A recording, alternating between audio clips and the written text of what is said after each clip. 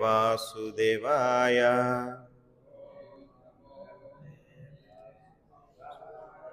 ఓం నమో భగవతే వాసుదేవాయ.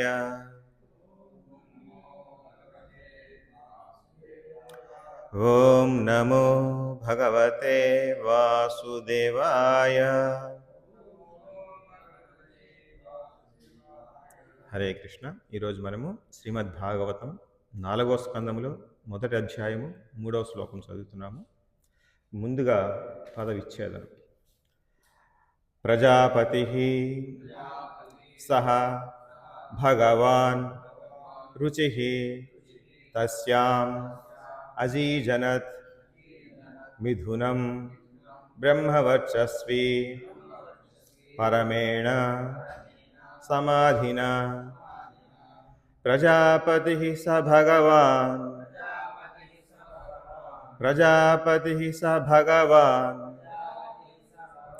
రుచిస్తస్యామజీజనత్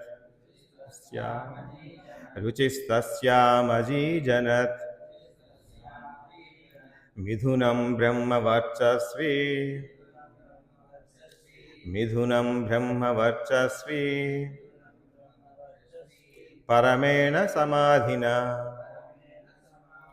పరమేణ సమాధినా. ప్రజాపతి స భగవాన్ రుచిస్తస్యామజీజనత్ మిథునం బ్రహ్మవర్చస్వి పరమేణ సమాధినా. ప్రజాపతి స భగవాన్ రుచిస్తస్యామజీజనత్ మిథునం బ్రహ్మవర్చస్వి పరమేణ సమాధినా.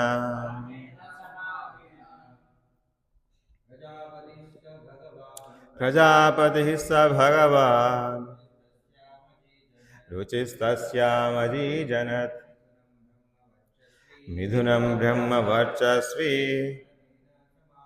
పరమేణ సమాధినా.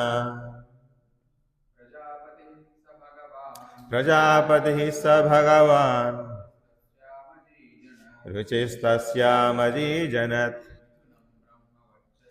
మిథునం బ్రహ్మవర్చస్వి పరమేణ సమాధినా. ఆన్లైన్ ఎవరు చదువుతారండి? హరే కృష్ణ ప్రభు. హరే. ప్రజాపతి స భగవాన్ రుచిస్తస్యామజీజనత్ మిథునం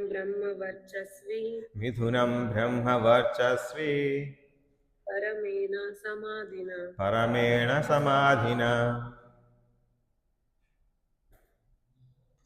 హరే కృష్ణ. ప్రతిపదార్థం.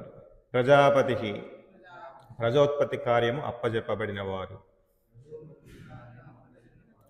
సహ అతడు, భగవాన్ పరమ ఐశ్వర్యవంతుడు, రుచి తస్యాం ఆమె వలన, అజీజనత్ పొందెను, మిథునం జంటను, బ్రహ్మవర్చస్సు కలవాడు, పరమేణ గొప్ప శక్తితో, సమాధి అందు. భాష్యము చెప్పిన శిలాప్రభుపాదుల వారు, అనువాదం చెప్పిన శిలాప్రభుపాదులకు జయము జయము. బ్రహ్మవర్చస్సు కలవాడును ప్రజాపతులలో ఒకడును అగు రుచి తన భార్యగు ఆకూతి వలన ఒక పుత్రుని మరియు ఒక పుత్రికను బడసెను. భాష్యం. ఇచ్చట బ్రహ్మవర్చస్వి అను పదము ప్రధానమైనది. బ్రాహ్మణుడైన రుచి బ్రాహ్మణ ధర్మములను నిష్టగా పాటించను.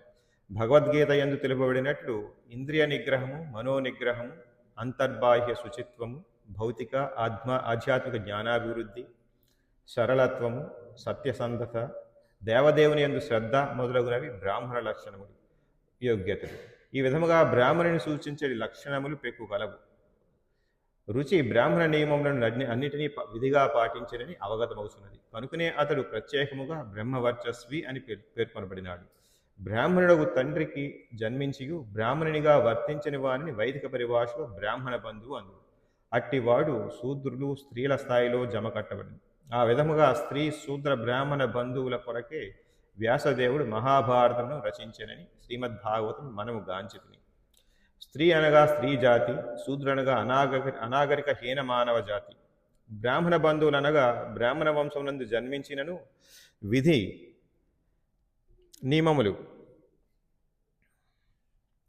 నియమములను శ్రద్ధగా పాటింపరవారని భావము. ఈ 3 తరగతుల వారును అల్పజ్ఞులని పిలువబడుదురు. వేదాధ్యాయమునకు వారికి అవకాశం లేదు. అయ్యది కేవలము బ్రాహ్మణత్వమును పొందిన వారికే ప్రత్యేకముగా ఉద్దేశింపబడినది. ఈ నిర్బంధము గుణముపై అనగా యోగ్యతపై ఆధారపడి విధింపబడేదే గాని ఎటువంటి శాఖాభేదము జాతి భేదముపై ఆధారపడి కాదు. బ్రాహ్మణత్వమును వృద్ధి చేసుకోననిదే ఎవరికి వేదవాంగమేమో అవగతము కాదు. కనుక బ్రాహ్మణత్వము లేనివారు మరియు ప్రామాణిక గురువు ఆధ్వర్యమున అభ్యాసము నొందని వారు శ్రీమద్భాగవతము మరియు ఇతర పురాణముల వంటి వేదవాంగ్మయము వ్యాఖ్యానించుట నిక్కముగా శోచనీయము. అట్టివారు ఆ వాంగ్మయం యొక్క నిజమైన సందేశమును తెలియజేయలేకపోవటయే దానికి కారణము. ప్రజాపతి రుచి పరమశ్రేష్ఠుడవు బ్రాహ్మణునిగా పరిగణింపబడినాడు కనుకనే ఇచ్చట అతన్ని బ్రహ్మవర్చస్వి అనగా పూర్ణ బ్రాహ్మణత్వమును కలిగినవాడు అని పేర్కొనబడింది. హరే కృష్ణ. నమో విష్ణుపాదాయ కృష్ణ ప్రేష్టాయ భూతలే శ్రీమతే భక్తి వికాస స్వామినితి నామిని. నమో విష్ణుపాదాయ కృష్ణ ప్రేష్టాయ భూతలే శ్రీమతే భక్తి వేదాంత స్వామినితి నామిని. నమస్తే సారస్వతే దేవే గౌరవాణి ప్రచారిణి నిర్విశేష శూన్యవాది పాశ్చాత్య దేశతారిణి. జయ శ్రీకృష్ణ చైతన్య ప్రభు నిత్యానంద శ్రీ అద్వైత గదాధర శ్రీవాసాది గౌర భక్త బృంద. హరే కృష్ణ కృష్ణ కృష్ణ హరే హరే హరే రామ రామ రామ హరే హరే. హరే కృష్ణ. మనము శ్రీమద్భాగవతంలో 4వ స్కందం చదువుతున్నాం. 4వ స్కందంలో మొదటి అధ్యాయము 3వ శ్లోకం. ఈ 4వ స్కందం ప్రత్యేకించి గౌణ సృష్టి వివరిస్తుంది. గౌణ సృష్టి అంటే ఏంటి? బ్రహ్మదేవుడు సృష్టించడం, బ్రహ్మదేవుని యొక్క సృష్టి అంటే అన్ని లోకాలు 14 లోకాలు సృష్టించడం, దాంట్లో జీవజాతులన్నింటినీ కూడా సృష్టించడం అనేది బ్రహ్మదేవుని యొక్క సృష్టి కింద వస్తుంది. ఇది గౌణ సృష్టి అన్నారు, అంటే సెకండరీ సృష్టి. అంటే ఎందుకని? దీనికన్నా ముందర విష్ణు భగవానుడు ఆల్రెడీ ఒక సృష్టి కావించారు. అంటే ఈ యొక్క సెకండరీ సృష్టించడానికి కావాల్సిన మూలకాలన్నీ కూడా అంటే ప్రధానము మహత్తత్వం అనేవి 2 విషయాల్ని పూర్తిగా బ్రహ్మదేవుడికి కల్పించి, ఆ బ్రహ్మదేవుడు కూడా ఈ యొక్క సృష్టిని ఏ విధంగా కల్పించేయాలి అనే జ్ఞానాన్ని కూడా ఇచ్చింది ఎవరు? విష్ణు భగవానుడు. కాబట్టి అది మొదటి సృష్టి అవుతుంది, అంటే ప్రధానమైన సృష్టి, ప్రైమరీ సృష్టి. సెకండరీ సృష్టి ఏంటంటే ఆ యొక్క జ్ఞానంతో ఆ యొక్క భౌతిక మూలకాలతోటి సృష్టి కావిస్తారు ఎవరు? బ్రహ్మదేవుడు. ఆయనది గౌణ సృష్టి అంటారు. ఇక్కడ ప్రజాపతి అని చెప్పబడింది ఎవరిని? రుచి అనే ఋషి ప్రజాపతి. ప్రజాపతి అంటే ప్రజ అనగానే జన్మని తీసుకునే వారు ప్రతి ఒక్కరిని కూడా ప్రజ అంటారు. ఇక్కడ ప్రజలు అనగానే ఓన్లీ మానవులే కాదు, ఈ రాజ్యంలో ఉన్న మానవులే కాదు, ప్రజలు అనగానే ఓన్లీ రాజులు అంటే మనుషులనే లెక్కేసుకుంటారు. అలాగని కాదు, జన్మ తీసుకున్న ప్రతి జీవి కూడా ప్రజలోకి వస్తారు. రాజ్యంలో ప్రజలు అంటే ఎవరెవరు ఉంటారు?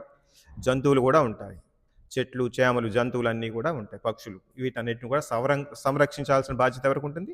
రాజుకు ఉంటుంది.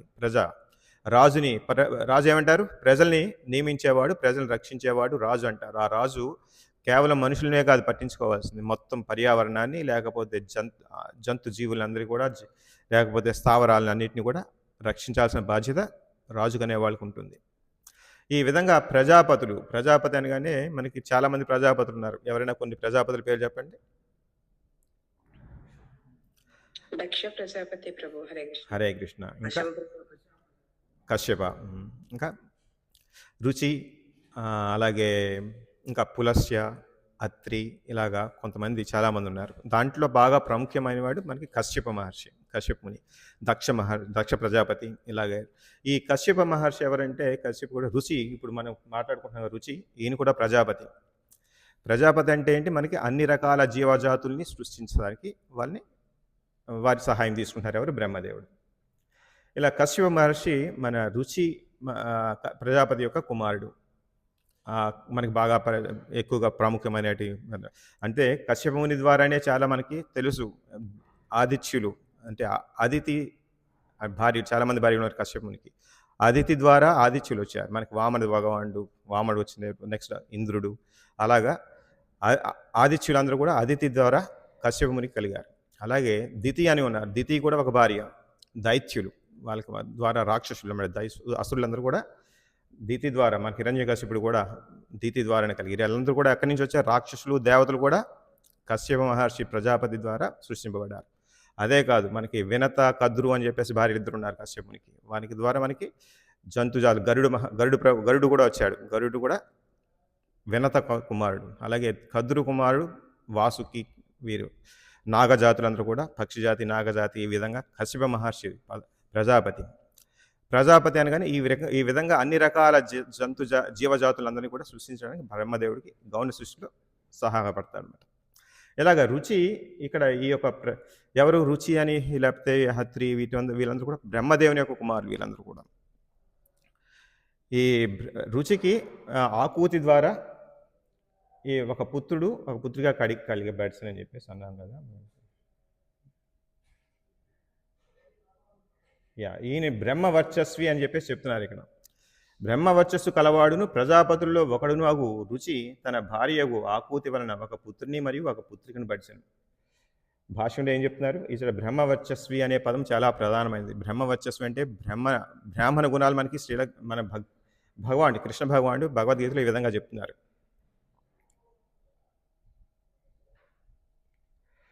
18వ అధ్యాయంలో భగవద్గీతలో 42వ శ్లోకం ఈ విధంగా చెప్పారు. శమో దమస్తప శౌచం క్షాంతిరార్జవమేవచ జ్ఞానం విజ్ఞానమాస్తిక్యం బ్రహ్మకర్మ స్వభావం. అంటే శాంతి, ఇంద్రియ నిగ్రహము, తపస్సు, శుచి, సహనము, నిజాయితీ, జ్ఞానము, విజ్ఞానము, ఆస్తిక్యము అను సహజ గుణ లక్షణములచే బ్రాహ్మణులు కర్మ చేయుదురు. బ్రాహ్మణులు ఉండాల్సినటువంటి గుణాలన్నీ కూడా ఇక్కడ ఇవ్వబడింది. శమః అంటే మనో నిగ్రహం, అంటే మనస్సును నిగ్రహించుకోవడం. దాని ద్వారా శాంతి ఏర్పడుతుంది. పోనీ శమం ఎలా నిగ్రహం ఏర్పడుతుంది? ధమః ఇంద్రియ నిగ్రహం, ఇంద్రియాలను మనం కంట్రోల్ చేయడం. ఇంద్రియ నిగ్రహం అంటే మన ఇంద్రియాలు కూడా చాలా వేగవంతంగా మనకి ఉద్రేకపరుస్తుంటాయి. మనకి ఆకలి వేసినా, లేకపోతే ఇంకొక వాచోవేగం, మనోవేగం, ఈ విధంగా ఆలోచన కానీ, మాట్లాడేయాలని కానీ, లేకపోతే తినేయాలని కానీ, ఇటువంటి వేగాలు చాలా ఉన్నాయి. అడ్జస్ట్ ఈ జననేంద్రియాల వేగం, ఇటువంటి ఆతృతలు, అంటే ఇటువంటి అన్నీ కూడా మనకి అడ్జస్ట్ వస్తుంటాయి అన్నమాట. వెరీ తట్టుకోలేని అడ్జస్ట్. వీటిని కంట్రోల్ చేయడం ఇంద్రియ నిగ్రహం అంటే. ఇదంతా కూడా తపస్సు అంటే ఏంటి? మనకి ఇంద్రియ భోగం చేయాలి, అనుభవించాలి అనే కోరిక లేకుండా ఇంద్రియ నిగ్రహం కలిగి, మనో నిగ్రహం కలిగి ప్రశాంతంగా ఉంటాడు ఎవరు? బ్రాహ్మణుడు. అతనికి ఇదంతా ఎందువల్ల వస్తుంది? జ్ఞానం వల్ల వస్తుంది. జ్ఞానం అంటే ఏంటి? ఈ యొక్క భౌతిక ప్రపంచం అంతా అనుభవించడానికి, నేను అనుభవించడానికి కాదు, అదంతా కూడా భగవంతుడి యొక్క కరుణతో సృష్టించబడి భగవంతుడు అనుభవించడానికి ఉన్నది. భగవంతుడి సేవ కోసం మనం ఉన్నామని ఎవరైతే జ్ఞానం ఉంటుందో, ఎవరైతే ఈ యొక్క జ్ఞానం నేర్చుకుంటారో వారికి తపస్సు చేసి ఇంద్రియ నిగ్రహం సంపాదించి ప్రశాంతతో ఉంటారు వాళ్ళు. ఇదంతా కూడా బ్రహ్మజ్ఞానం. బ్రహ్మం అంటే ఏంటి? నేనంటే ఎవరు? బ్రహ్మదేవుడు, భగవంతుడు అంటే ఎవరు అని తెలుసుకునే జ్ఞానం చూసారు. ఇదే ఆధ్యాత్మిక జ్ఞానం. దీని గురించి తెలుసుకుని సాధన చేసేవారు. ఏ విధంగా? తపస్సు, శౌచం, శుచిత్వం గురించి నిన్నే మన గురు మహారాజ్ చెప్పినటువంటి క్లాస్ విన్నాం. మన ప్రభు ట్రాన్స్లేట్ చేశారు. ఎక్కడైతే శుచిత్వం ఉంటుందో భగవంతుడు అక్కడికి రావటానికి, కొలువు ఉండటానికి ఇష్టపడతాడు. శుచిత్వం అనగా ఏంటి? ఇక్కడ బాహ్య శుచి, అంతర్శుచి కూడా ఉంటుంది. బాహ్య శుచి ఎలాగొస్తుంది మనకి? ప్రొద్దుట స్నానం, సాయంత్రం చేయడం వల్ల, లేకపోతే హెయిర్ కట్ చేసుకోవడం, నెయిల్స్ కట్ చేసుకోవడం, ఈ విధంగా బాహ్య శుద్ధి ఎలాగొస్తుంది? పొద్దుట సాయంత్రం స్నానాలు చేయటం శుభ్రంగా, ఆ విధంగా బాహ్యం. మరి అంతర్శుద్ధి ఎలాగొస్తుంది? హరే కృష్ణ మంత్రజాపం చేయటం వల్ల, భగవంతుడి యొక్క కీర్తనలు, భగవంతుడి యొక్క కథలు వినటం వల్ల మనకి అంతర్శుచి ఏర్పడుతుంది. అంతర్శుచి అంటే మన బుద్ధి పవిత్రత కాబడుతుంది. ఎప్పుడైతే మనకి భగవంతుని యొక్క కథ వింటుంటామో మన బుద్ధి పవిత్రీకరించబడి, అంటే పరిశుద్ధమవుతుంది. దాంట్లో ఉన్నటువంటి మలినాలన్నీ తీసేయబడుతుంది. మలినం అంటే ఏమీ లేదు. నేను ఈ శరీరాన్ని, నేను ఈ భౌతిక జీవితం ఎందుకు తీసుకున్నానంటే ఓన్లీ కేవలం అనుభవించడానికే తీసుకున్నాను అనుకున్నటువంటి మిస్కాన్సెప్షన్స్ ఉన్నాయి. అంటే అవన్నీ తొలగిపోతాయి ఎప్పుడైతే మనం భగవంతుడి యొక్క కథ వింటున్నామో, భగవంతుడి యొక్క నామం ఉచ్చరిస్తున్నామో మనకి ఇటువంటి బుద్ధి పవిత్రత చెందుతుంది. బుద్ధి పవిత్రత చెందిందంటే మనకి ఇంద్రియాలు పవిత్రం అవుతాయి, మనస్సు పవిత్రం అవుతుంది. ఈ విధంగా అనమాట. అలాగే శౌచం కూడా చాలా ఇంపార్టెంట్. శాంతి, సహనం. ఎప్పుడైతే ఇటువంటి జ్ఞానం ఉందో వాడికి సహనం కూడా ఏర్పడుతుంది. సహనం అంటే ఏంటి? వెంటనే నాకు కావాల్సింది, నేను కోరుకున్నది వెంటనే దొరకాలి, నేను అనుకున్నది అయిపోవాలి. మనం కూడా ఇప్పుడు 10 సంవత్సరాల నుంచి నేను ఈ కృష్ణా కాన్షియస్లో ఉన్నా, నాకు ఇంకా భగవంతుడు కనిపించలేదు, నాకు ఇంకా బాగా సిద్ధులు రాలేదు, ఇటువంటివన్నీ కూడా చాలా మందికి ఉంటుంటుంది. చాలా ఓపికగా మనకి భగవంతుడి యొక్క సేవ, అర్చన ద్వారా, కీర్తన ద్వారా, శ్రవణం ద్వారా భగవంతుడి యొక్క సేవ చేయాలి. శాంతి, సహనంతో చేయాలి. మనం చెప్తున్నాం ఎంతో సహనం ఉండాలని చెప్పి, చెట్టుకున్నంత సహనంగా ఉండాలని చెప్పేసి చెప్తాం. రోజు మనం శిక్షాష్టకంలో ఏం చదువుతాం? నేతేన తరోరివ సహిష్ణ అమానిన మానదేన కీర్తనీయ సదాహరి. ఈ సహనం ఎప్పుడు వస్తుంది? కీర్తనీయ అంటే మనం ఎప్పుడైతే అమానిన మానదేన, మనకి గౌరవం అది గౌరవం కావాలని కోరుకోం. ఏ పని చేసినా నన్ను గౌరవించాలి అని కోరుకున్నట్టయితే వాడికి అది అవమానం జరుగుతుంది. ఇంచు అవమానం జరిగే అవకాశాలు ఉంది, గౌరవం కూడా జరిగే అవకాశం. రెండు విషయాల్లోనూ వాడు గొప్పగా గర్వ పొందకూడదు. ఎప్పుడైతే గౌరవం సంపాదించలేదో అప్పుడు వాడు డీలా పడిపోకూడదు. ఆ విధంగా వాడికి సహనం కూడా ఏర్పడుతుంది. ఆర్జవం, నిజాయితీ. ఎప్పుడైతే ఈ జ్ఞానం వస్తుందో నిజాయితీ పెరుగుతుంది. నిజాయితీ అంటే ఏంటి? సత్వగుణం అంటే సత్యమే మాట్లాడటం, ధర్మపాలన చేయటం, ఈ విధంగా ఉంటుంది నిజాయితీ. ఏవ నిశ్చయముగా మరియు జ్ఞానము విజ్ఞానము ఆస్తిక్యం భగవానిలో విశ్వాసము అనేది అనమాట. విజ్ఞానం అంటే, ఆస్తిక్యం అంటే భగవంతుడి మీద నమ్మకం, శాస్త్రాల మీద నమ్మకం, ఈ యొక్క భక్తుల మీద గౌరవించడం, ఇటువంటివన్నీ కూడా ఏర్పడుతుంటాయి. ఈ జ్ఞానము విజ్ఞానము. జ్ఞానముకి విజ్ఞానానికి తేడా ఏంటి? అది జ్ఞానం అంటే పుస్తకాల ద్వారా నేర్చుకుని విన్నది, అది దాన్ని అనుభవపూర్వకంగా మనం పాటించినట్టయితే విజ్ఞానం. ఎక్కడ పాటించాలన్నమాట? ఆచరించాలి, ఆచరణలో పెట్టాలి. ఆచరణలో పెట్టడం అంటే ఏంటి? మనకి ఇవన్నీ తెలుసు. ఉదయమే లేచి మంగళహారతికి అటెండ్ అవ్వాలని, శుచిగా ఉండాలని, సహనంగా ఉండాలని, అమానిన మానదేనా అని, ఇవన్నీ కూడా మనకి తెలుసు. కానీ వాటిని మనకి రోజు అలవాట్లో, రొటీన్లో మనం వాటిని చేర్చుకోవాలి, ఆచరించాలి.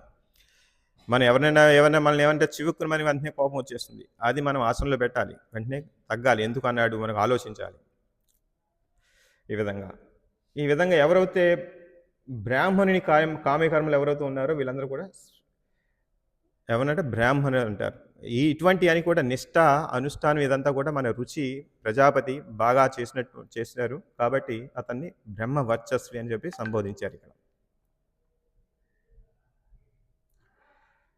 బ్రహ్మవర్చస్వి అను పదము ప్రధానమైనది. బ్రాహ్మణుడైన రుచి బ్రాహ్మణ ధర్మములను నిష్ఠగా పాటించను. భగవద్గీత యందు తెలుపబడినట్లు ఇంద్రియ నిగ్రహము, మనోనిగ్రహము, అంతర్బాహ్య శుచిత్వము, భౌతిక ఆధ్యాత్మిక జ్ఞానాభివృద్ధి, సరళత్వము, సత్యసంధత, దేవదేవుని యందు శ్రద్ధ మొదలగునవి బ్రాహ్మణ లక్షణములు అని మరియు యోగ్యతలు. ఈ విధంగా బ్రాహ్మణుని సూచించే లక్షణములు పెక్కు కలవు. రుచి బ్రాహ్మణ నియమములన్నింటినీ విధిగా పాటించిన అవగతమవుతున్నది కనుకునే అతడు ప్రత్యేకముగా బ్రహ్మవర్చస్వి అని పేర్కొనబడినాడు. బ్రాహ్మణులకు తండ్రికి జన్మించియు బ్రాహ్మణునిగా వర్తించని వారిని వైదిక పరిభాషలో బ్రాహ్మణ బంధు అందురు. ఇక్కడ బ్రాహ్మణ బంధు అంటారు. అంటే బ్రాహ్మణ కుటుంబంలో పుట్టినంత మాత్రాన వాడు బ్రాహ్మణుడు కాడు. ఎంచేతంటే వారికి పుట్టుకతో వాళ్ళందరూ కూడా శూద్రుల సమానమే. వాడికి అజ్ఞానం ఉండదు కాబట్టి ఈ సంస్కారాల ద్వారా వాడిని బ్రాహ్మణత్వం పొందాలి. వాడు సంస్కారం వల్ల జనరల్గా ఎవరైతే బ్రాహ్మణ కుటుంబంలో పుట్టిన వాళ్ళ పుత్రుడికి ఆ యొక్క బ్రాహ్మణ సంస్కారాలు చేస్తారు కాబట్టి బ్రాహ్మణ కుటుంబంలో పుట్టిన ప్రతి వాడు కూడా బ్రాహ్మణులు అవుతారు. ఇప్పుడు ఆ విధంగా లేదు, కలియుగంలో ఆ విధంగా లేదు. బ్రాహ్మణ కుటుంబంలో పుట్టే కూడా వాడికి ఏదో నామక అన్ని సంస్కారాలు జరిగినా వాడు ఉద్యోగం చేయాలనుకుంటాడు, డబ్బులు ఆర్జించాలనుకుంటాడు, లేకపోతే అందరిలాగా నేను కీర్తి సంపాదించుకుంటాడు. అటువంటి వాడిని బ్రాహ్మణులు అంటానికి అర్హులు కాదని ఇక్కడ ఖచ్చితంగా చెప్తుంది శాస్త్రం. వాళ్ళని ఏమంటారు? బ్రాహ్మణ బంధువులు అంటారు. బ్రాహ్మణ బంధువులు అంటే బ్రాహ్మణ కుటుంబంలో పెట్టి ఆ అనుష్ఠానం చేయక నిష్ఠ లేకుండా వేరే గుణాలకి పొందినట్టయితే, వేరే గుణాలు ఉన్నట్టు ఆ విధంగా గుణకర్మ విభాగస్య. భగవంతుడు ఏం చెప్తారు? చాతుర్వర్ణ్యం మయా సృష్టం గుణకర్మ విభాగస్య. ఆయన బ్రాహ్మణ కుటుంబంలో పుట్టిన కూడా ఆయన గుణకర్మలు ఎలాగున్నాయి? ఇంకా ఉద్యోగాలు చేయాలని, ఆర్జించాలని చెప్పేసి ఎటువంటి ఈ భావం ఉందో వాడు బ్రాహ్మణ యోగ్యుడు కాదు అని చెప్పేసి చెప్పింది. వాళ్ళని బ్రాహ్మణ బంధు అని చెప్పేసి అంటున్నారు. ఎప్పుడైతే ఇటువంటి అనుష్ఠానం లేదా నిష్ఠ లేదో వారికి ఈ యొక్క అధ్యయనం చేయడానికి అర్హత కూడా లేదని చెప్పేసి చెప్తున్నారు. బ్రాహ్మణుడకు తండ్రికి జన్మించి బ్రాహ్మణునిగా వర్తించిన వారిని వైదిక పరిభాషలో బ్రాహ్మణ బంధువు అందురు.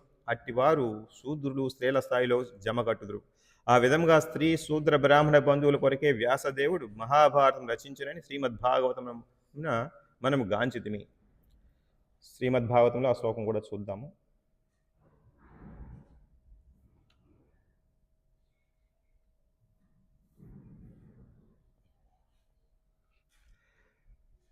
ఇది శ్రీమద్భాగవతం 1వ అధ్యాయం 1వ స్కందం 4వ అధ్యాయం 25వ శ్లోకంలో ఉంది. స్త్రీ శూద్ర ద్విజబంధూనాం త్రయీన శృతి గోచర కర్మశ్రేయసి మూఢానాం శ్రేయ ఏవం భవేదిహ ఇది భారతమాఖ్యానం కృపయా మునినా కృతం. అంటే జనులకు ఇది జీవిత పరమలక్ష్య ప్రాప్తిని కలుగ చేయగలదని మహాముని కరుణతో భావించాను. ఆ విధముగా అతడు స్త్రీలు శూద్రులు ద్విజబంధువులు నిమిత్తమై మహాభారతం అనే గొప్ప ఇతిహాసమును రచించాను. ఇక్కడ వేదవాంగ్మేము చదువుటకు అర్హత లేదన్నారు కదా. ఎప్పుడైతే ఈ బ్రాహ్మణ నిష్ఠ అనుష్ఠానం చేయకపోతే వాళ్ళకి అర్హత లేదని చెప్పారు. అంటే అర్హత లేదంటే దాని అర్థం ఏంటి? మనకి అర్థం చేసుకోలేమని చెప్పిన విషయాలు వాంగ్మయంలో మనకి వేదాల్లో చెప్పిన విషయాలు, ఈ గ్రంథాల్లో చెప్పిన విషయాలు మనకి అర్థం చేసుకునే అర్హత లేదని చెప్పేసి దాని అర్థం. ఇప్పుడు చూడండి, 5వ తరగతి పిల్లవాడికి చూపించి ఆల్జబ్రా చెప్పామనుకోండి, కాలిక్యులస్ చెప్తే వాడికి ఏం అర్థం అవుతుంది? అర్థం కాదు. అలాగే ఈ యొక్క వాడి జ్ఞానాన్ని బట్టి, వాడి అర్హతను బట్టి మనం చెప్పాలి. అలాగే అర్హతను బట్టి చెప్పాలి. ఆ విధమైన అర్హత లేదు కాబట్టి వారికి తేలిగ్గా అర్థం అవటానికి ఒక నిజమైన ఇతిహాసం, ఇది నిజంగా జరిగినటువంటిది ఈ కథా రూపంలో భారతం రూపంలో చెప్పి దాంట్లోనే భగవద్గీత కూడా దాంట్లో పొందుపరచబడింది. ఈ బ్రాహ్మణ క్షత్రియ వైశ్య, ఇక్కడ బ్రాహ్మణ బంధువులు అన్నాం, అలాగే ద్విజ బంధువులు అనుకుంటాం. ద్విజులు అనగా ఏంటి? ద్విజులంటే దీక్ష పొందినవారు. హరే కృష్ణ. దీక్ష పొందినవారు. ద్విజ అంటే రెండవ జన్మ తీసుకున్నవారు. జ అంటే జన్మము, ద్వి అంటే రెండవసారి. మొదటగా తల్లి గర్భం ద్వారా పుట్టినప్పుడు అదొక జన్మ అవుతుంది. తర్వాత ఆధ్యాత్మిక ఆచార్యుని వద్దకు చేరి మనకి దీక్ష తీసుకుంటారు. మంత్ర దీక్షను జ్ఞాన దీక్ష తీసుకుంటే ఆ దీక్ష ద్వారా అతను బ్రాహ్మణుడిగా తయారవుతాడు. అంటే కొన్ని సంస్కారాలు చేయాలి. అంటే ఆధ్యాత్మికాచార్యుని దగ్గరికి వెళ్ళి అతను శుశ్రూష చేసి ఈ సేవ ద్వారా అతని దగ్గర జ్ఞానం పొందినట్టయితే వారిని ద్విజులు అంటారు. ఈ విధంగా క్షత్రియులు, బ్రాహ్మణులు, వైశ్యులు వారికి ఈ సంస్కారాలు జరిగి వారు జ్ఞాన ఆర్జనకి అర్హత ఉంది వాళ్ళకి. కానీ ఇప్పుడు ఎవరు కూడా ఈ విధంగా లేరు. అందరూ కూడా శూద్రులాగానే ప్రవర్తిస్తున్నారు ఈ విధంగా. కాబట్టి వీరందరినీ కూడా ఏమంటారు? ద్విజ బంధువులు అంటారు. అందాక బ్రాహ్మణ బంధువు, అలాగే ద్విజ బంధువులు, వీరందరూ కూడా వారి ఏ యొక్క కుటుంబాల్లో పుట్టారో ఆ యొక్క కర్మలు తప్పించి వేరే కర్మలు చేస్తున్నారు. కాబట్టి వీరు ఆయా వర్ణాలకు చెందిన వారు కాదని చెప్పేసి వారి బంధువులు అని చెప్పేసి చెప్తున్నారు. ఇక్కడ బ్రాహ్మణ క్షత్రియ వైశ్య వంశములందు కానీ లేదా ఆధ్యాత్మికోన్నతి బడసిన వంశములందు కానీ జన్మించినను తన వంశీయులకు తగని వారు ద్విజ బంధువులని పిలువబడతారు. అంటే ఆ వంశంలో పుట్టి ఆ వంశంలోకి ఉన్నటువంటి గుణకర్మలు చేయకపోతే వాడిని ఆ వంశం యొక్క బంధువులు అంటారు, కానీ ఆ వంశీయులు అని చెప్పడానికి పనికిరాదు. వీరిని ద్విజ బంధువులు అంటున్నారు. శుద్ధి కార్యములు నిర్వహింపబడిన కారణమున అట్టి వారు తమ తమ వంశములకు చెందినవారుగా గుర్తింపబడతారు. శుద్ధి కార్యములు అనేవి ఏమనగా శిశువు యొక్క జన్మకు పూర్వమే ప్రారంభం. ఈ చూడండి, ఇక్కడ మనకి శిశువు పుట్టినప్పుడే పుట్టినరోజు చేసుకుంటాం, అది కాదు. శిశువు పుట్టక ముందు నుంచి ఈ యొక్క సంస్కార కార్యక్రమాలు మొదలైపోతున్నాయి. నిజంగా పుట్టినరోజు జరుపుకున్నది నిజంగా పుట్టినరోజు కాదు. ఆ విధంగా అంటే ముందర నుంచి మనకి కార్యక్రమాలు జరుగుతున్నాయి. ఎటువంటి శిశువు యొక్క జన్మకు పూర్వమే ప్రారంభమవును. అట్టి గర్భాధాన కార్యక్రమమే గర్భాధాన సంస్కారం అని పిలువబడుతుంది. ఇది చాలా వర్ణాల్లో గర్భాధాన సంస్కారం ఉంటుంది. ఎప్పుడైతే వివాహ సంస్కారం జరుగుతుందో ఈ గర్భాధాన సంస్కారం కూడా జరుగుతుంది. ఆ టైంలో మనకి ఒక క్రతువులు ఉంటాయి, పూజా విధానాలు ఉంటుంది. పూజా విధానం గర్భధానం చేసాక అప్పుడు వారికి అర్హత వస్తుంది. పిల్లల్ని కనడం కలిసి అర్హత వస్తుంది. అటువంటి గర్భాధాన సంస్కారం అనగా ఆధ్యాత్మిక కుటుంబ నియంత్రణవాద, అదొక ఆధ్యాత్మిక విధానము. అటువంటి సంస్కారం పొందినవాడు ద్విజుల కుటుంబంలో ఉన్న వాడుగా అంగీకరించబడు. అటువంటి వారిని ఇటువంటి సంస్కారం లేకుండా ఎవరైనా జన్మ తీసుకుంటే వాళ్ళని ద్విజ బంధువులు అంటారు. అంటే మనం శిశువు పుట్టక ముందు నుంచి కూడా ఇది ప్రారంభం అవ్వాలి. ఈ సంస్కారం అనేది మనం తెలుసుకోవాలి. గర్భాధాన సంస్కారం తదుపరి గల ఇతర పలు పవిత్రీకరణ విధానాలు ఉన్నాయి. యజ్ఞోపవేత ధారణం ఒకటి, మంత్రదీక్షా సమయము, ఈ విధంగా ఈ సమయాల్లో వనరింపబడు ఈ సంస్కారము పిదపనే మనుషుడు ద్విజునిగా పిలువబడదు. అంటే ద్విజుడుగా అంటే కుటుంబంలో పుట్టినంత మాత్రాన వాడు ద్విజుడైపోదు. వాడికి మంత్రదీక్ష విధానం ఒకటుంది. కార్యక్రమం జరగాలి. అలాగా ఉపనయనం. ఉపనయనం అంటారు. ఇది కూడా ఈ కాలంలో ఉపనయనం కూడా కొద్దిగా నామకాహ అయిపోతున్నాయి. పెళ్ళికి ముందర ఉపనయనం హడావుడిగా చేసేస్తాడు. లేకపోతే ఉపనయనం చేసేస్తే వాడికి పెళ్లి చేసుకోవడం అర్హుడు కాదని చెప్పేసి అదే పీటల మీద టగటగా ఒక గంటలో కాల్చేస్తుంటారు అనమాట. ఆ విధంగా ఉపనయనం అవుతుంది. ఉపనయనం అంటే ఆధ్యాత్మిక ఆచార్యుని వద్దకు చేరి ఆ యొక్క జ్ఞాన దీక్ష తీసుకుని ఆ విధంగా జ్ఞానం పొందాలని చెప్పేసి ఉంది. ఇప్పుడు అన్నీ కూడా అవన్నీ నామకాహ జరిగిపోతున్నాయి. ఓన్లీ తంతు కార్యక్రమాలు అయిపోతుంది. ఈవెన్ పెళ్లి కూడా తంతులాగానే అయిపోతుంది. ఊరినే నామకాహ వీడియోగ్రఫీ అయిపోతుంది పెళ్లి కూడా. కాబట్టి ఇటువంటి సంస్కారాలు అనేవి కూడా పద్ధతిగా జరగట్లేదు. అటువంటి వారిని అందరినీ కూడా ద్విజబంధులు అంటారు. అందరికీ కూడా ఈ యొక్క వేదవాంగ్యం చదవడానికి అర్హత ఉండదు. ఇంచేత జ్ఞానం ఉండదు. కాబట్టి వీరి యొక్క చైతన్యం అంతా కూడా భౌతిక కోరికలు ఎక్కువై భౌతిక ఆనందం మీదే ఆధారపడి ఉంటుంది. మొత్తం వీరి యొక్క జీవన విధానం దాని చుట్టూ తిరుగుతూనే రచింపబడుతుంది.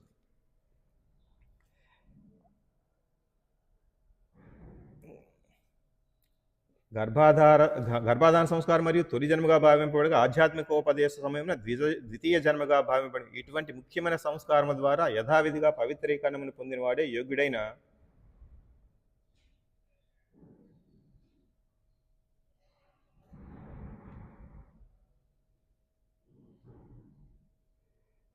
ద్విజుడన్న. ఒకవేళ తల్లిదండ్రులు గర్భాధాన సంస్కారం పాటింపకుండా కేవలము తమో గుణంతో సంతానము ఉత్పత్తి చేసిన వారి సంతానం ద్విజబంధువులు అనబడింది. ఇప్పుడు జరిగే సంతానాలన్నీ కూడా ఈ విధంగా జరుగుతాయి. తమో గుణంతో తమ ఇంద్రియ భోగం కోసం మాత్రమే సంతానాలు అనుకోకుండా కలుగుతారు. అటువంటి వారిని ఈ సంతానం అన్ని గర్భాధానం లేకుండా సంస్కారం జరుగుతుంది. ఇటువంటి వారిని అందరూ కూడా మనం బంధువులు అంటారు. ద్విజుల కుటుంబంలోని సంతానంతో పోల్చినచో నిక్కముగా అల్పజులై ఉందరు. అంటే నిజంగా ఈ సంస్కారవంతంగా నిజంగా జన్మ తీసుకున్న వాడికి ఈ సంస్కారాలు లేకుండా జన్మ తీసుకున్న వారి ఇద్దరి మధ్య మనకి జ్ఞానం చూసుకున్నట్టయితే బుద్ధి చాలా తక్కువగా అల్పజులుగా పోల్చబడతారు. ఎవరైతే సంస్కారవంతంగా సంస్కారహీనంగా ఉంటారు వాళ్ళంతా కూడా అల్పజనులు అని చెప్పేసి వారు సహజముగా అల్పజనులై శూద్రులు స్త్రీలతో జమ కట్టబడదు. శూద్రులకు స్త్రీలకు వివాహ సంస్కారం తప్ప వేరొక సంస్కారం పొందవలసిన అవసరం లేదు. ఇక్కడ ఈ యొక్క ఉపనయనాలని చెప్పేసి మంత్రదీక్ష ఇటువంటిది స్త్రీకి ఉపదేశింపబడలేదు. ఇక్కడ శూద్రులు కూడా ఉపదేశింపబడలేదు. స్త్రీలు శూద్రులు ద్విజబంధువులు వంటి అల్పజ్ఞ జనులు దివ్యమైన వేదముల ప్రయోజనం అవగతము చేసుకుంటూ అవసరమైన యోగ్యతను లోపించి ఉందరు. వారి యొక్క గుణాలను బట్టి వారు ఈ యోగ్యత ఉండదని చెప్పేసి అంటున్నారు. వారి కొరకే మహాభారతం రచింపబడినది. వేదముల ప్రయోజనమును తెలియచేయటకే మహాభారతం యొక్క ముఖ్య ప్రయోజనము కనుక వేద సారాంశమైన భగవద్గీత కూడా దాని యందు పొందుపరపబడింది. ఇక్కడ మహాభారతంలో ఈ యొక్క వేద వాంగ్యములో చెప్పిన సారాంశం అంతా కూడా దీని ద్వారా మనకి ధర్మం అని చెప్పేసి సత్యం అని చెప్పేసి విధి విధానాలు ఇవన్నీ కూడా భారతం అనే గ్రంథం ద్వారా మనకి తెలియబడుతుంది. దాంట్లోనే భగవద్గీత కృష్ణ భగవానుడు ఉపదేశించిన బట్టి ఉపదేశాలు అవి కూడా భగవద్గీత దాంట్లో కూడా పొందుపరచబడింది. అల్పజ్ఞులైన వారు తత్వము కన్నను కథల ఎందే ఎక్కువ ప్రీతిని కలిగి ఉందరు కనుక వేదముల ఎందు తత్వమును శ్రీకృష్ణ భగవానుడు భగవద్గీత రూపంలో పలికి ఉండను. శ్రీకృష్ణ భగవానుడు వ్యాసదేవులు ఇద్దరు కూడా దివ్యులు కనుక ఈ యుగపు పతిత జనులకు శుభమును కలుగు చేయుటకై కలిసి యత్నించింది. మనకి భగవంతుడు ఈ యొక్క పతిత జీవులకు కూడా దయతో ఈ యొక్క అవకాశాన్ని ఇచ్చారు మనకి. మహాభారతం అని భగవద్గీత ఇది ఈ కలియుగ జనులకు కూడా అందించి దీని ద్వారా వీరు జ్ఞానం సంపాదించి ముక్తిని పొందుతారని చెప్పేసి కరుణతో వారికి మనకు ప్రసాదించారు. ఎవరెవరు? కృష్ణ భగవానుడు, వ్యాస భగవానుడు. ఈ భగవద్గీత వేద జ్ఞానం యొక్క సారమై ఉన్నది. మనం భగవద్గీత మహత్యం చదువుకుంటున్నాం కదా. భగవద్గీత అన్ని పురాణాలు అన్ని ఉపనిషత్తుల యొక్క సారం భగవద్గీత అని చెప్పేసి చదువుకుంటున్నాం. అలాగే ఆధ్యాత్మిక విలువలు కలిగిన ఆధ్యాత్మిక గ్రంథమై ఉన్నది. వేదాంత తత్వం కళాశాల విద్యార్థుల అధ్యయనం విషయం కాగా విశ్వవిద్యాలయ విద్యార్థులు వంటి వారు భక్తియుత సేవ యందు నియుక్తులు. ఇక్కడ ఎవరైతే ఈ వేదాధ్యయనం చేస్తారో ఇదంతా కూడా మనకి బ్యాచిలర్ డిగ్రీ టైప్. అలాగే మాస్టర్స్ డిగ్రీ అంటే ఏంటి? దాని భక్తిలోకి పెట్టడం దాన్ని మాస్టర్స్ డిగ్రీ అన్నమాట. నీకు వాస్తవమునకు ఇది యొక్క గొప్ప విజ్ఞాన శాస్త్రము. ఇటు విజ్ఞాన శాస్త్రము శ్రీ చైతన్య మహాప్రభు రూపంలో సాక్షాత్తు శ్రీకృష్ణుడే పరమాచార్యుడై ఉన్నాడు. ఆ దేవదేవునిచే శక్తి ప్రదానము చేయబడిన వారు ఇతరులకు శ్రీకృష్ణ భగవాన్ భక్తియుత సేవలో నియుక్తులు. మనకి చైతన్య మహాప్రభు మనకి ఇది చాలా సులభతరం చేసి సంకీర్తన యజ్ఞం. ఈ కలియుగం కూడా కలియుగంలో ఏంటి యజ్ఞాల్లో కూడా జపయజ్ఞం అన్నారు కృష్ణ భగవాన్. అదేవిధంగా కృష్ణ చైతన్య మహాప్రభు ఏం చెప్పారు? సంకీర్తన ద్వారా మీరు ముక్తిని సాధించవచ్చు, జ్ఞానాన్ని సంపాదించవచ్చు, భగవంతుడి యొక్క సేవ చేయొచ్చు, కీర్తించడం ద్వారా, శ్రవణం చేయడం ద్వారా అని చెప్పేసి మనకి ఉద్యమం శ్రీ చైతన్య మహాప్రభు చెప్పారు. ఎవరైతే ఈ విధంగా ఉంటారో వీళ్ళందరూ కూడా అందరికీ ఈ యొక్క విధానాన్ని బోధించవచ్చు అని చెప్పేసి కూడా చెప్తున్నారు.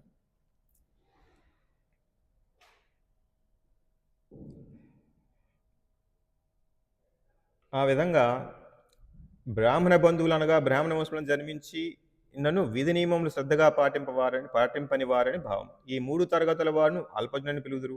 వేదాధ్యయనకు వారికి అవకాశం లేదు. అయ్యది కేవలము బ్రాహ్మణత్వంను పొందిన వారికి ప్రత్యేకంగా ఉద్దేశింపబడినది. మనం అనుకుంటాం వీరికి ఎందుకు అర్హత లేదు అంటే, ఇందాక చెప్పుకున్నట్టుగా 5వ తరగతి పిల్లవాడికి మన కాలిక్యులస్ చెప్తే ఏ విధంగా అర్థం అవుతుంది, అలాగే వీరికి అర్థం చేసుకోవడం తప్పుగా అర్థం చేసుకుంటారు. ఎప్పుడైతే అర్హత లేకుండా ఇటువంటి జ్ఞానాన్ని ఇస్తున్నాం అనుకోండి, వేద జ్ఞానం ఇస్తున్నాం అనుకో, ఏమవుతుంది, వీళ్ళు శూద్రులు కనుక లేకపోతే ఇటువంటి అర్హత లేని వాళ్ళకి ఇస్తే ఏం చేస్తారు, దాన్ని తప్పుడు మార్గంలో వాడతారు. లేదా క్షుద్ర శక్తులు పూజ చేస్తారు, క్షుద్ర పూజలు చేసి క్షుద్ర విద్యలు నేర్చుకుంటారు. వాడికి ఇంకా సాంఘికంగా ఇటువంటి అరాచకాలు చేయాలి, అన్ని అరాచకాలు చేస్తుంటాడు వాడు. అంటే ఈ జ్ఞానం ఎవరికి అర్హత లేని వారికి ఇస్తే అది నష్టమే అనమాట. చూడండి, ఇప్పుడు టెక్నాలజీ కూడా ప్రతి ఒక్కరికి ఇంజనీరింగ్ సంపాదిస్తున్నారు, అందరూ కూడా టెక్నాలజీ నేర్చుకుంటున్నారు. వాడు ఏం చేస్తాడు ఇప్పుడు, ఏ విధంగా ప్రజల యొక్క బ్యాంక్ అకౌంట్ డబ్బులు దొంగిలించాలి అది ఆలోచిస్తాడు. ఫ్రాడస్టర్స్ లేకపోతే నక్సలైట్స్ ఈ టెక్నాలజీ ఏ విధంగా వాడి దూరంగా వాడికి తెలియకుండా బాంబులు ఎలా పేల్చాలి అంటే, అందుబాటులో ఈ యొక్క అర్హత లేని వారికి కూడా ఈ యొక్క జ్ఞానాన్ని ఇస్తే ఏ విధంగా ఉపయోగిస్తారో తెలుస్తుంది కదా. ఎందుకు ఈ జ్ఞానాన్ని అందరికీ ఇవ్వకూడదని చాలామంది వాదిస్తారు, అందరూ సమానమని, అందరూ ఇదని. అలా చేస్తుంటే ఇటువంటి మనకి నష్టాలే జరుగుతుంటాయి. ఇటువంటి జ్ఞానాన్ని దేనికి ఉపయోగిస్తారు, అణ్వాయుధాలు, శాంతి భద్రతల కోసం అని అణ్వాయుధాలు. ఏంటంటే ఆయుధాలు చేతిలో పెట్టి శాంతి భద్రత ఎలాగొస్తాయో తెలియదు. అలాగా ఈ విధంగా ఇటువంటి జ్ఞానాన్ని అర్హత లేని వాడికి ఇచ్చినట్టయితే ఇటువంటి కార్యక్రమాల్లో వాడు నిమగ్నమై దాంట్లో కూడా వాడు విపరీతంగా ఉంటాడు అన్నమాట. ఈ విధంగా మనకి అందుకునే కదా మనకి ద్రోణాచార్యుడు అక్కడ ఏకలవ్యుడికి ఈ విద్య శస్త్ర విద్య నేర్పమంటే చేయను అన్నాడు. అతనికి ఆ జ్ఞానం ద్రోణాచార్యుడికి ఉంది, బ్రాహ్మణుడు. అదే ద్రోణాచార్యుడు తను చంపడానికే పుట్టినట్టు ఎవరు, ప్రద్యుమ్నుడికి శస్త్రవిద్య నేర్పుతాడు, తెలుసు ద్రోణాచార్యుడు.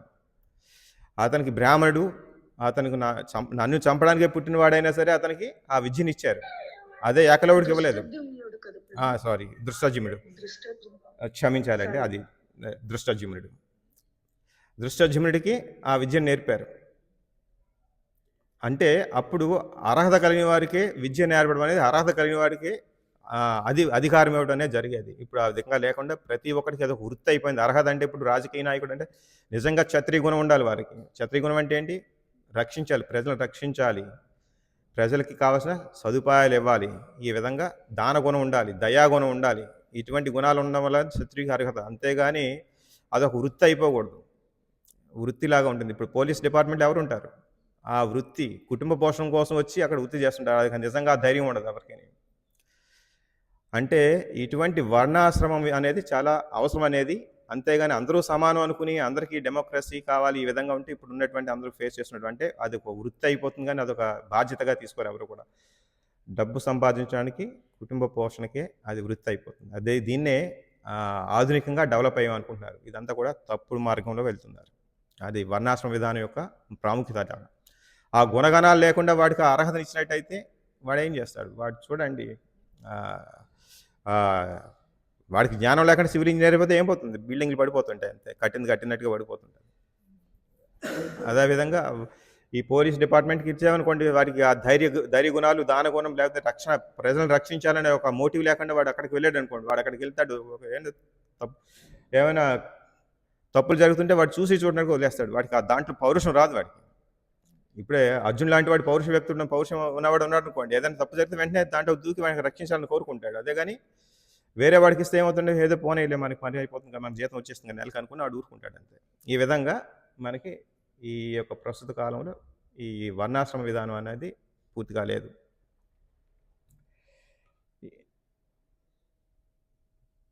ఈ నిర్బంధం గుణముపై ఆధారపడి ఈ నిర్బంధం అంటే ఈ యొక్క వాంగ్మయం చదవటము అధ్యయనం చేయటము ఈ నిర్బంధం ఉంది చూసారా దేని మీద ఆధారపడి ఉంది ఇది ఎటువంటి శాఖా భేదం కానీ జాతి భేదం కాదు ఆధారపడలేదు ఇది పుట్టుకతో నువ్వు ఈ జాతికి సంబంధించిన వాడు కాబట్టి ఈ శాఖకు సంబంధించిన వాడు కాబట్టి నీకు అర్హత లేదని చెప్పట్లేదు అది గుణాన్ని బట్టి కర్మను బట్టి మీకు అర్హతను ఇస్తుందని చెప్పేసి చెప్తున్నారు జాతి భేదం ఆధారపడి కాదు బ్రాహ్మణత్వమును వృద్ధి చేసుకోననిదే ఎవరికి వేదవాంగం అవగతము కాదు కనుక బ్రాహ్మణత్వము లేని వారు మరియు ప్రామాణిక గురువు ఆధ్వర్యమైన అభ్యాసమును పొందని వారు శ్రీమద్ భాగవతము మరియు ఇతర పురాణముల వంటి వేదవాంగ్మయం వ్యాఖ్యానించి నిక్కముగా శోచనీయము ఇటువంటి అర్హత లేకుండా జ్ఞాన సంపాదన లేకుండా ఈ యొక్క విజ్ఞానాన్ని బోధించడం అని చెప్పేసి చెప్తున్నారు అట్టి వారు ఆ వాంగ్మయం యొక్క నిజమైన సందేశము తెలియజేయలేకపోవటకే దాని కారణం అంటే వారు అర్థం చేసుకోవాలి పూర్తిగా తత్వతః అర్థం చేసుకోవాలి తత్వతః అర్థం చేసుకోకుండా దాన్ని వేరే వాళ్ళకి చెప్పడం అంటే ఎలా ఉంటుంది చెప్పలేరు కాబట్టి అలా చెప్తుంది ప్రజాపతి రుచి పరమశ్రేష్ఠుడు బ్రాహ్మణుడిగా పరిగణింపబడినాడు కనుకనే అతడు ఇచ్చట బ్రహ్మ వర్చస్వి అనగా పూర్ణ బ్రాహ్మణత్వం కలిగిన వాడని పేర్కొనబడింది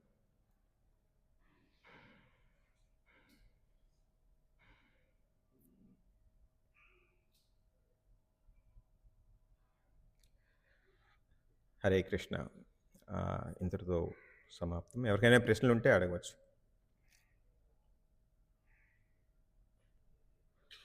హరే కృష్ణ ప్రభు. హరే కృష్ణ చెప్పండి ప్రభు. in English Srimad Bhagavatam we see it is written Brahma Bandhu. That means Brahmana Bandhu and Brahma Bandhu both are same words. Same రెండు ఒకటేనండి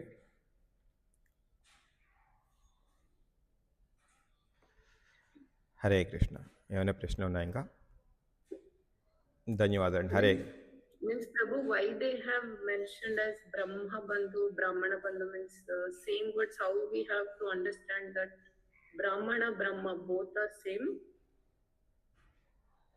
it is same words actually పర్యాయ పదాలు అనుకోండి మీరు పర్యాయ పదాలు అనుకోవచ్చు మీరు వీటిని బ్రహ్మ అనొచ్చు బ్రాహ్మణుడు అనొచ్చు మనం ఈ మధ్యకాలంలో స్వామి అంటారు రకరకాలుగా చెప్తారు అంటే బ్రహ్మ అంటే అక్కడ బ్రహ్మ బ్రాహ్మణ ఈ పర్యాయ పదాల కింద తీసుకోండి